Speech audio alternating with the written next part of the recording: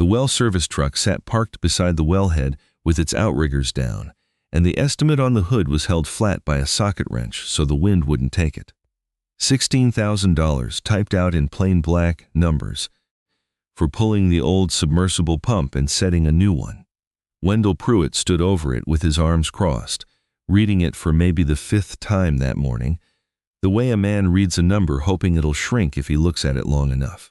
He'd run this dairy for close to 30 years, taking it over from his own father, 400 head give or take, and in all that time he'd never once had to think hard about where his water came from. It had simply always been there. Until the last 6 weeks made him think about almost nothing else. Dale Fenner, who'd been servicing wells and pumps around this part of Kentucky for going on 30 years, stood beside him with a clipboard, ready to get a signature and get the rig moving. Calvin Reeves stood a few feet off, near the pressure tank bolted to the side of the pump house, watching the gauge climb the way he'd watched it climb 100 times before. He was 19, tall and a little gangly still, working full-time at Pruitt Dairy while he took 2 night classes a semester toward an associate's degree in agricultural systems at the community college 40 minutes east. Mostly they had him on waterers, cleaning float valves, chasing frozen hydrants in the winter, hauling buckets when a trough wouldn't fill fast enough on its own. Nobody had ever asked his opinion about a well pump, and he hadn't expected today to be any different. He'd grown up 2 farms over, the son of a woman who drove a school bus route, and a father who worked maintenance at the county co-op, and he'd taken this job at Pruitt Dairy, mostly because it paid better than the grocery store and let him work with his hands, which was most of what he'd ever wanted out of a job in the first place. The needle on the gauge kept climbing. 40, 45, 55, 60 pounds, and the pump clicked off with the flat mechanical thunk it always made it cut off. "There it is," Dale said, tapping the clipboard. "Hits 60 just fine. Questions whether it can hold it, and whether it can keep the barn fed when 400 cows want water at the same time. That's what's failing you, Wendell, not the gauge climbing." Calvin looked at his watch out of habit more than anything. "Don't turn anything on," he said. Wendell glanced over. "Nobody's turning anything on, son. We're standing right here." "I know," Calvin said. "I just want to watch it for a minute." Dale shrugged, the shrug of a man who'd humored plenty of curious farmhands before and didn't see the harm in another minute. The second hand went around once. 58, 55, 52. By the time a full minute had passed, the needle had dropped to somewhere in the high 40s, sliding down steady the whole way, with not one faucet open, not one hose running, not one waterer float dropped low enough to call for water. Calvin frowned at it. "If the pump can't make pressure, why does it hit 60 every single time?" he said, mostly to himself. Then, louder, to nobody in particular, "And if nobody's using water right now, where's that pressure going?" Wendell looked at Dale. Dale looked at the gauge, which had settled somewhere in the low 40s and was still ticking down. Nobody answered him yet. To understand what Calvin was looking at, it helped to go back 6 weeks to when the first real complaints started. Pruitt Dairy ran off one deep well, drilled about 310 feet down, feeding a submersible pump that had been in the ground 11 years. From the wellhead, a buried supply line ran underground to a pressure tank and switch mounted just outside the pump house, and from there the water fanned out through a distribution manifold to the barn's livestock waterers, the washdown hoses used to hose down the parlor twice a day, and a small utility sink in the equipment shed. It was a simple layout, and for 11 years it had worked without much drama. The first thing anyone noticed was that the waterers at the far end of the heifer barn were filling slower than they used to, taking what felt like twice as long to top back off after a group of animals had crowded around one.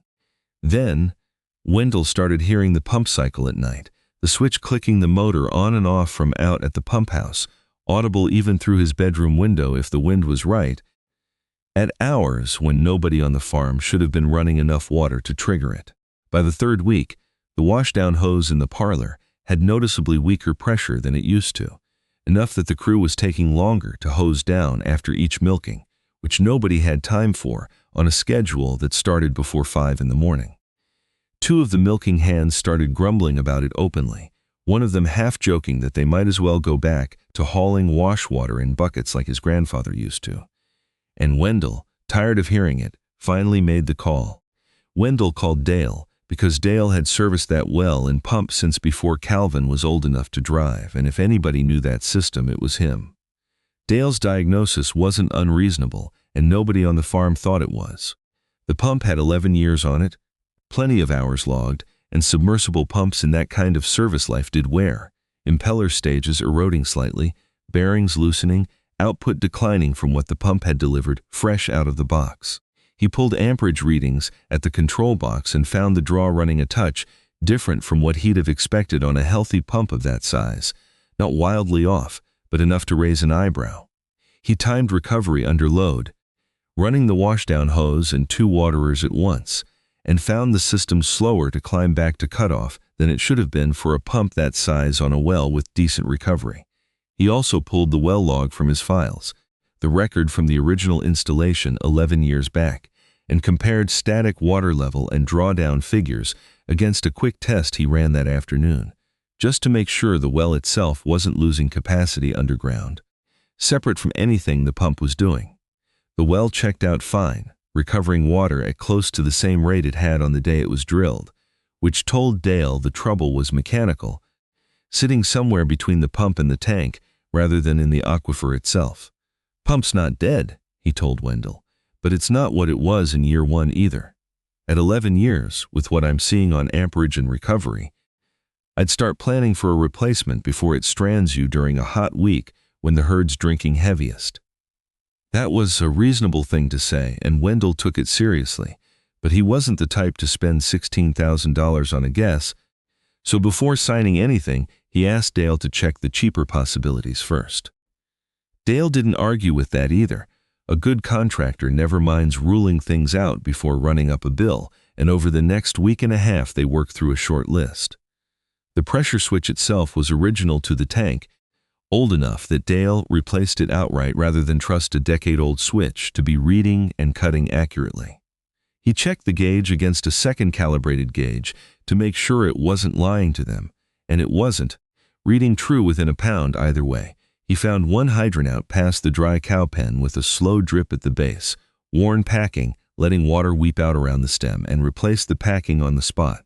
Calvin, working alongside him for 2 of those visits, checked every livestock float valve in both barns, found 2 worn enough to let a trickle through even after the trough was full, and swapped them for new ones out of the parts bin. Those were real problems, and fixing them helped a little. The night cycling eased off some, the washdown hose felt a shade stronger, but the core complaint didn't go away. Waterers at the far end still filled slow, the pump still cycled more than it used to, and Wendell, tired of nickel and dime fixes that weren't solving it, started leaning harder toward just approving the pump replacement and being done with it. "We've chased the small stuff," he told Dale over the phone one evening. "Switch, gauge, hydrant packing, float valves, all of it fixed, all of it real, and the barn's still short on water at the worst possible time of day. Maybe it really is just the pump giving out." "Maybe," Dale said. "Wouldn't be the craziest thing in the world at 11 years. Let me put a number together for you." That was around the time Calvin had his own first idea, and it turned out to be wrong, though not uselessly so. He'd read enough in his night class textbook to know that a pressure tank with a failed or low air charge would make a system short cycle, the pump kicking on and off more often, because the tank couldn't hold its share of the pressure between cycles. The tank at Pruitt Dairy was original to the pump house, a decade old at least, and short cycling was exactly one of the symptoms they'd been seeing. He asked Dale if they could check it, and Dale, patient with him the way he'd been patient with plenty of curious hands over the years, walked him through doing it properly, draining the tank down and depressurizing the system fully before checking the air charge at the Schrader valve on top, because checking it under pressure would give a false reading. Calvin wrote each step down as he went, the way he'd started writing down most things worth remembering, and Dale didn't seem to mind the pen scratching away beside him. The pre-charge came back low, several pounds under what the tank's rating called for. They corrected it, topping the air charge back to spec, and ran the system again. Cycling did improve, a little, not dramatically, but enough that Calvin felt, for about a day, like he'd found it. Then he stood by the tank the next morning, No water running anywhere on the farm, and watched the gauge climb to cutoff and immediately start sliding back down anyway, same as before, just slightly slower than it had been. That was the moment the tank theory fell apart in his own head, and he wrote it down in the notebook he'd started keeping, because even a wrong answer was worth remembering. He'd been so sure of it for a day that admitting it out loud to Dale felt harder than he expected. But Dale just nodded when he said it, unbothered. Ruling something out is still work, Dale told him. Half of this job is proving what it isn't, so you've only got a few things left it could be. The tank had been part of the symptom. It hadn't been the cause. For the next 2 weeks, the farm settled into an uneasy holding pattern. Water is still slow at the far end, pump still cycling more than anyone liked. Wendell increasingly convinced that all the smaller fixes had only bought a little time before the inevitable. I want to run that again, Calvin said, once the needle had bottomed out somewhere in the 30s and the pump clicked back on to bring it up. Same thing, 60 seconds, nothing running. Dale glanced at Wendell, who gave a small nod. What was another few minutes against $16,000, and they let it climb back to cutoff and watched again. 60, 58, 53, 49. Same drop, close enough to the first run that it wasn't a fluke. That doesn't mean the pump's healthy, Dale said, half to himself, thinking out loud the way people do when a familiar problem starts looking less familiar. No, Calvin said, but nobody's using water and we're already back down near 50. If the pump's the whole problem, why would pressure keep falling after it's already shut off? It made the pressure fine, it's not holding on to it. Dale didn't have an immediate answer for that, and to his credit, he didn't pretend to. Reaching cutoff doesn't prove the pump's in great shape, he said. Worn pump can still hit 60 pounds and still have lousy flow under real demand. That much I still believe, but you're right that it doesn't explain a closed, static system bleeding down on its own. That's a different kind of problem. So where's it going? Wendell asked, looking between them. Only one place it can go if nothing's drawing it off legitimately, Dale said. Somewhere in the system, water's leaving that isn't going through a faucet or a float valve. Question is where? That was when the investigation actually started, and it went slower and more carefully than anyone impatient for water would have liked. Calvin, with Dale walking him through it, began dividing the system into sections the way you'd divide any sealed system when you're hunting a leak. The well and buried main running from the wellhead to the pressure tank, the tank and switch assembly itself, the livestock barn distribution branch, the washdown branch feeding the parlor, and the small utility branch running to the equipment shed sink. Each branch had a shutoff valve somewhere along its run, some newer ball valves Dale had installed over the years, a couple of older gate valves that hadn't been touched in ages and took some effort to close all the way. Calvin logged every test the same way he'd logged the motor readings back before he'd even known. This was the kind of work he wanted. Branch name, valve position, starting pressure, ending pressure after 60 seconds, no detail too small to write down. They started with the livestock barn branch, closing its valve, letting the tank build to cutoff, and watching the gauge for the same 60 seconds. It felt almost exactly like before. Barn branch, isn't it? Dale said, opening it back up. Or not all of it, anyway. They closed the washdown branch next, the hose line feeding the parlor, and ran the same test.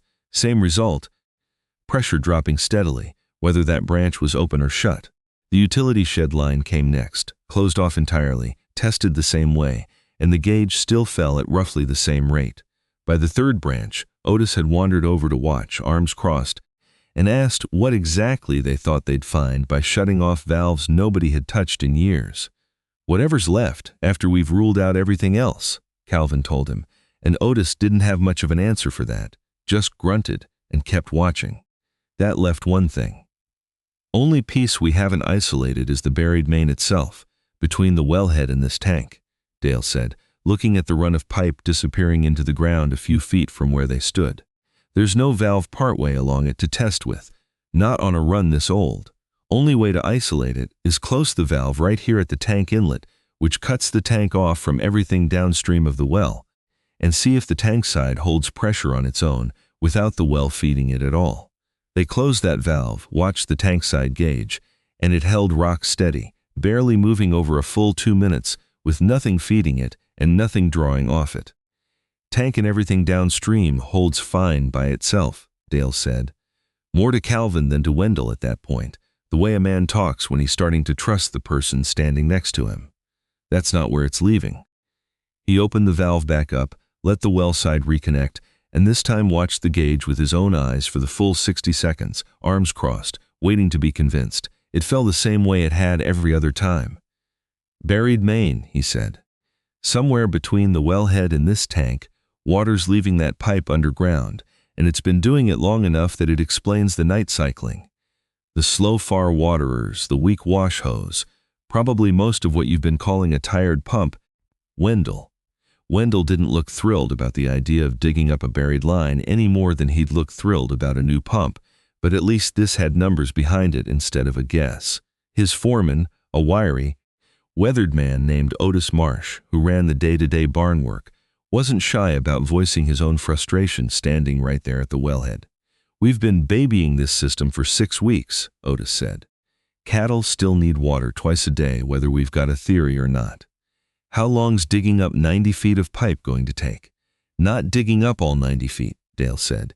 Digging up wherever we can narrow it to. Give me a day to find it before you start planning around a week of trenching. How do we know where along it? Wendell asked. We don't yet, Dale said. That runs maybe 90 feet, wellhead to tank. Can't dig up the whole thing on a hunch.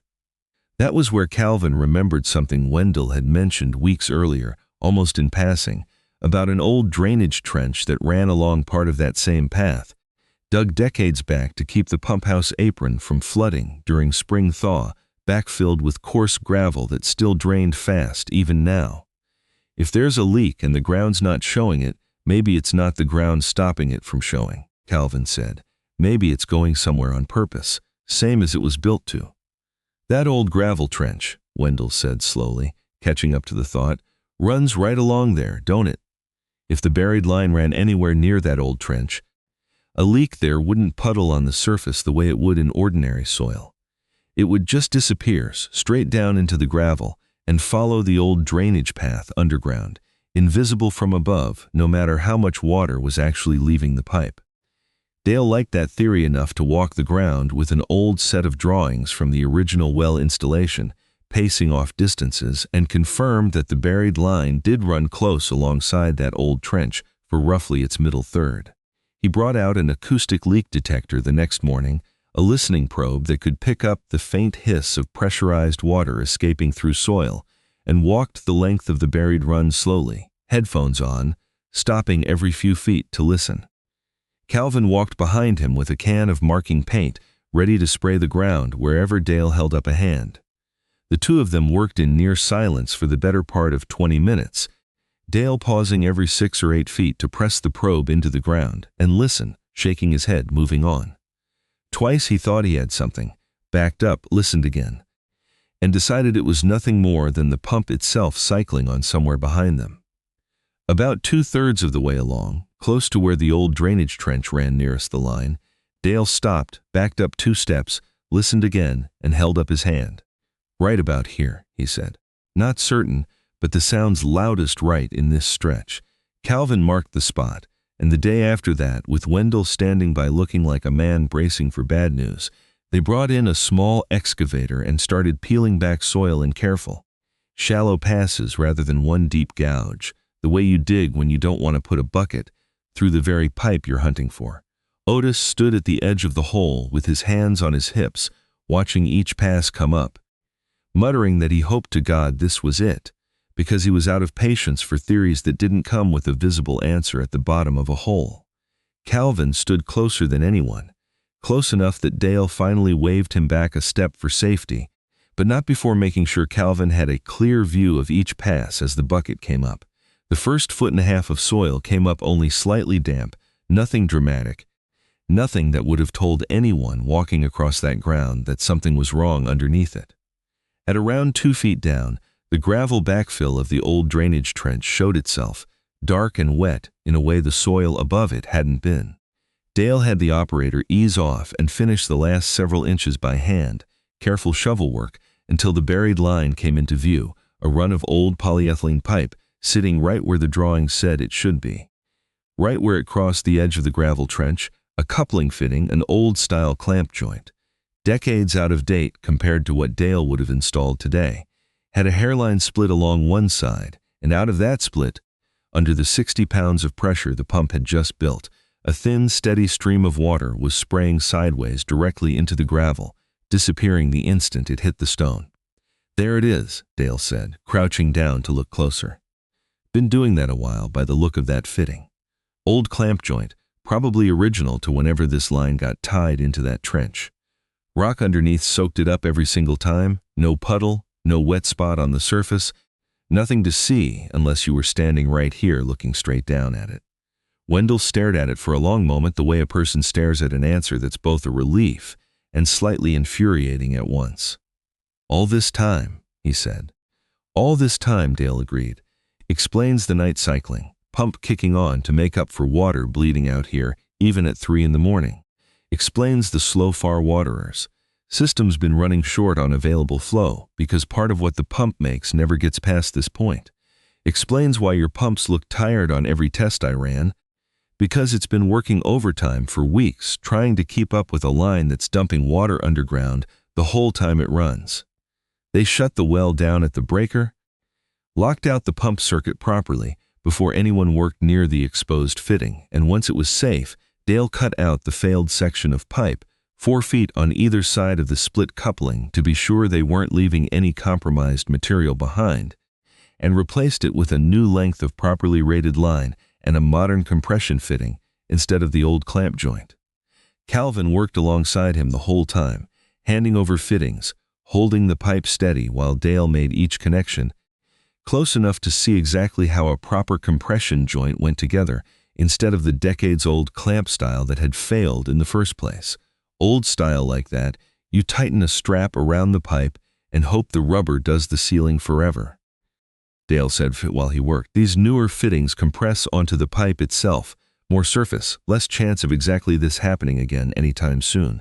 He bedded the new section in clean sand rather than setting it straight against the gravel, tamped it carefully, and before backfilling for good, pressurized the system and watched that section under load for a solid 10 minutes, checking for even the faintest weep at either new joint. Nothing showed.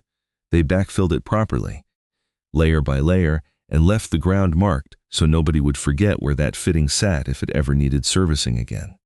With the line repaired, Dale turned his attention back to the pump itself, because a repaired line didn't automatically mean the pump owed nobody an honest look. He reran the same amperage and recovery tests he'd run weeks earlier, only now with the leak gone and the system finally working the way it was designed to. Recovery came back noticeably faster than it had on the earlier test, closer to what he'd expect from a pump of that size and age, though still a shade under brand new performance, which made sense for something with 11 years of service on it. "She's not what she was in year 1, Dale told Wendell, patting the pump house wall like it was the animal itself. "But she's not what I thought either, back when I was looking at numbers that had a leak baked into every single one of them. You'll replace this pump someday, just not today." Wendell let out a breath he'd apparently been holding since the estimate first landed on the hood of the truck. "So no $16,000, he said. "Not today," Dale said again. "Line repair, new coupling, labor, excavation, that's landing closer to $2,000, maybe a shade under, depending how the invoice shakes out." Wendell shook his head slowly, not in disagreement, more in the particular way a man shakes his head when he's relieved and a little embarrassed at once. "I had that other estimate about ready to sign," he admitted. "Most farmers would have," Dale told him. "Pump's old enough that replacing it wasn't a crazy call. Just wasn't the right one yet." Before anyone declared victory, they put the system through exactly the conditions that used to break it. They ran 3 cattle waterers at once during evening feeding, the heaviest simultaneous demand the barn ever saw, while the washdown hose ran in the parlor at the same time, stacking every load that had ever coincided with the old symptoms. The far Hafer barn waterers filled at a normal rate, no longer lagging the way they had for weeks. The wash hose held steady pressure through the whole washdown instead of fading partway through. Then, once every fixture was shut off again and the pump had cycled back up to cutoff, Calvin stood by the gauge with his watch just like the first morning and Dale stood next to him this time instead of across from him. 60 pounds. The second hand went around once, 59.5, 59, 59, holding. By the time a full minute had passed, the needle had barely moved at all. The last half-pound of drift explained by nothing more than a waterer somewhere finishing its last few ounces of fill. "There's your 60 seconds, Dale said. Calvin didn't say anything at first, just watched the needle sit there, steady in a way it hadn't been steady in 6 weeks. They ran the same test again the next morning, and the one after that, and through most of the following week, at different times of day, under different levels of barn activity, and the gauge behaved the same boring way every single time. Climb to cutoff, hold, barely drift, wait for legitimate demand to bring it back down. Overnight cycling dropped off almost entirely, the pump running only when the tank actually needed it, rather than fighting a slow bleed around the clock. And Wendell mentioned, almost as an aside one morning, that the electric bill for the well circuit had come in noticeably lower that month than it had in a while, though nobody made a big production out of it. Nobody pretended Calvin had saved Pruitt Dairy $16,000, because that money had never actually left anyone's account. It was an estimate on a truck hood, not a bill already paid. What he'd done was stop an unnecessary pump replacement from happening before anyone had proven the pump was actually the problem, which was a different kind of value, quieter, but real enough that Wendell brought it up more than once over the following weeks, usually while handing Calvin some new piece of the maintenance work he hadn't been trusted with before. Otis, who'd grumbled the loudest about digging up 90 feet of pipe on a hunch, was the one who ended up telling the story at the feed store a few weeks later, to a couple of other farm managers standing around waiting on orders, describing how a kid with a stopwatch had stopped them from spending $16,000 on the wrong repair. Calvin heard about it secondhand from Wendell and didn't say much, just felt something settle in his chest that had nothing to do with pressure gauges at all. He brought the story to his night class the following week, laid out the whole sequence for his instructor. The tank theory that hadn't panned out, the 60-second test, the branch isolation, the acoustic probe walking the buried run. And she told him that was as clean a piece of systems troubleshooting as she'd heard from a student all semester, and asked whether Pruitt Dairy would sign off on it toward his practicum hours. Wendell signed the form without hesitation, and underneath his signature Dale added a line of his own, noting that the diagnosis had come from watching what the system did when nobody was asking anything of it, which was a habit worth more than any certificate could measure. Dale started asking him along on service calls to other farms after that, not officially, nothing on payroll, just an extra set of hands, and increasingly, an extra set of eyes Dale had learned to take seriously. A month later, at a beef operation 2 farms over, an owner was ready to approve a similar pump replacement after weeks of pressure complaints, and Dale, standing at that pressure tank with Calvin beside him, said the line before Calvin could. "Before we pull the pump," Dale said, "let's see if the system can hold what it makes." He glanced at Calvin. "Time it." Calvin checked his watch, and the needle on that gauge started falling before either of them said another word. And for once, neither of them looked surprised. Pruitt Dairy changed a few habits after that season. Quietly, the way a working farm changes habits. Nothing dramatic, just new lines added to the maintenance schedule that hadn't been there before. Once a month, overnight, someone shut every fixture on the farm and let the system sit, checking the gauge first thing in the morning to see whether it had held. Pump cycle counts got logged instead of ignored, so a creeping increase would show up in the numbers before it showed up as a full-blown crisis. The pressure tank got its air charge checked every year, instead of whenever someone happened to remember, and no pump on the property got replaced anymore without someone first proving, gauge in hand, that the pump itself was actually the part failing. Otis, who'd grumbled hardest about digging up 90 feet of pipe on a hunch, ended up being the one who started the monthly overnight test without anyone assigning it to him, setting a reminder on his own phone so he wouldn't forget, which was as close as a man like Otis got to admitting he'd been wrong to doubt it. Calvin still spent most of his days on waterers and float valves, because that was still the job, and he still had a semester and a half left before his degree was finished. He kept the notebook going anyway, long after anyone needed him to, filling a third one by spring, mostly boring entries, panel steady, tank steady, cutoff held, which was exactly the kind of boring he'd learned to trust. But that winter, during the heaviest water demand of the year, with every trough in both barns filling on schedule, and the washdown hose holding steady pressure through every milking, the pump at Pruitt Dairy clicked off at 60 pounds each time it ran, and the needle just sat there afterward, quiet and unremarkable, holding exactly what it had made, which, for a system that used to bleed itself dry the moment nobody was looking, was the whole point.